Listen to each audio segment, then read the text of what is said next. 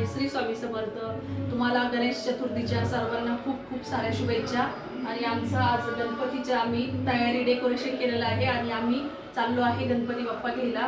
तर तुम्हाला गणपती बाप्पा आणल्यानंतर पुन्हा परत तर आम्ही गणपती बघण्यासाठी गेलो होतो आणि गणपती बघितला, पटकन चॉईस पण केला.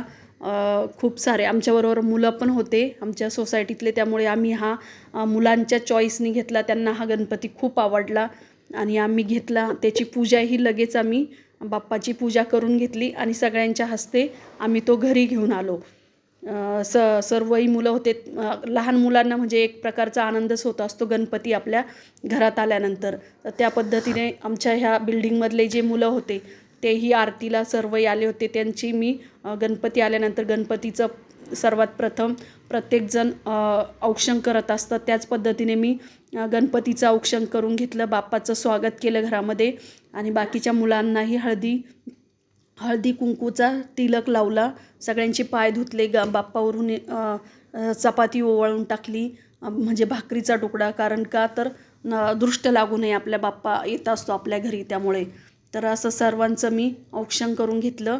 त्यानंतर गणपतीला घरात आणल्यानंतर गणपती बाप्पाचं जे सजवलेलं डेकोरेशन होतं तर त्यांच्या त्या गादीवरती त्यांना विराजमान केलं छान प्रकारे. आणि घरातलं वातावरण त्यामुळे खूप छान वाटत होतं.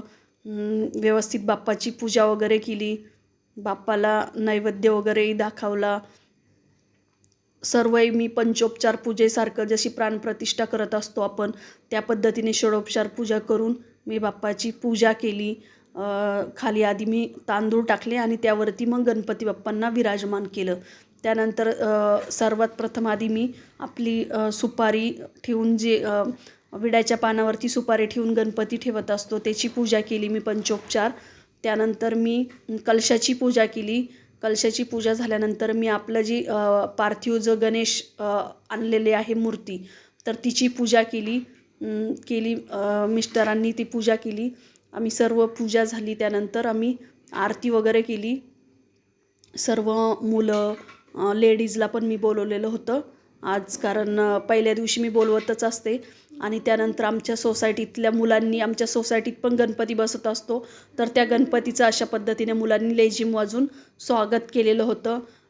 आणि दररोज वेगवेगळ्या प्रकारचे तिथे गेम खेळ असतात, तर ती खूप मजा येते ह्या 10 दिवसांमध्ये बघण्यासाठी.